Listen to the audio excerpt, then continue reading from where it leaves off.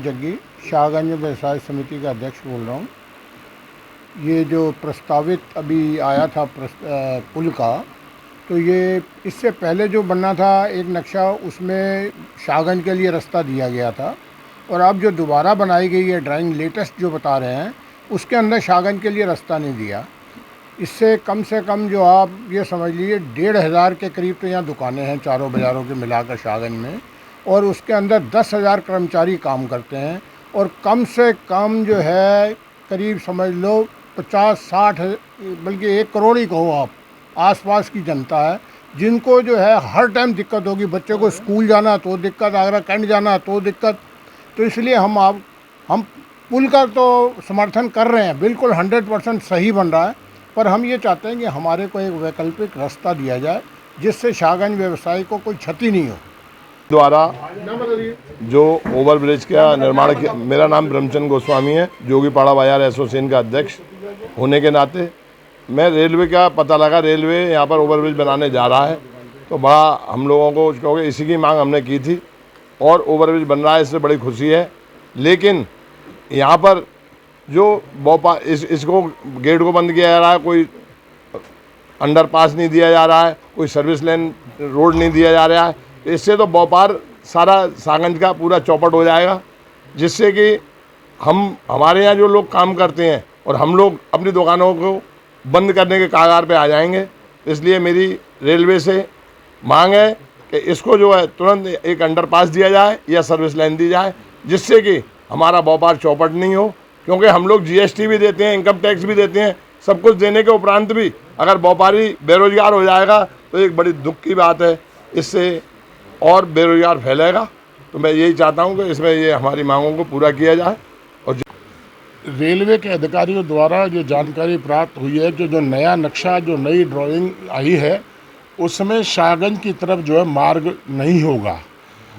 हमारी केवल एक ही मांग है कि शाहगंज की ओर सर्विस रोड दिया जाए या अंडरपास दिया जाए, जिससे शाहगंज के लोग परेशानियां ना हो, व्यापारी परेशान न हो, निवासी व्यापारी सब लोग यहाँ तितर बितर हो जाएंगे, व्यापार ठप हो जाएगा।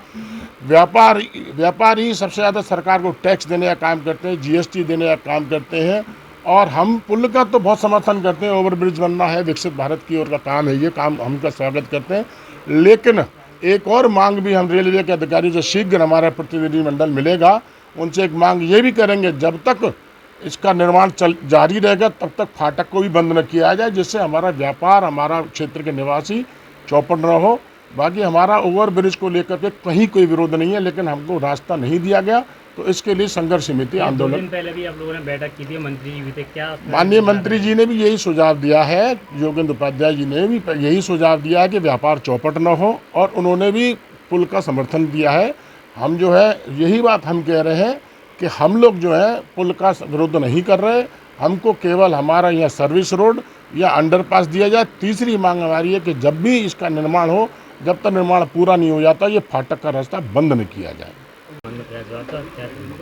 रेलवे ओवरब्रिज जो भी परियोजना किसी भी विभाग की होती है तो मानवीय संवेदना के आधार को देखते हुए होती है, क्योंकि मानवीय सुविधा अगर आप देते हैं और मानवीय संवेदना को कुचलते हैं, तो ये रेलवे के अधिकारियों द्वारा जो किया जा रहा है। पहला प्रस्तावित जो पुल था वो एक बस्ती, मलिन बस्ती के ऊपर से जा रहा था। हमारे जनप्रतिनिधि, हमारे केंद्रीय मंत्री एसपी सिंह बघेल साहब और पूरी ये संघर्ष समिति ने संघर्ष किया, वो बदलाव हुआ क्योंकि वो गलत था। अभी जो बात हुई, कहा पहले रास्ता दे रहे थे और अब रास्ता नहीं है, तो मानवीय संवेदना को कुचलते हुए, क्योंकि जब व्यापार व्यापारी का जाएगा, जब किसी का रोजगार जाएगा, तो हम उसको हर्ष का विषय नहीं मान सकते। तो यहाँ व्यापारियों के साथ और क्षेत्र की जनता भी इस बात को निवेदन कर रहे हैं अधिकारियों से और हमारे जनप्रतिनिधियों से भी कि सब लोग इस बात में हमारे व्यापार समिति का साथ दें, क्योंकि एक वैकल्पिक मार्ग या वो ओवरब्रिज हो या वो अंडरपास हो।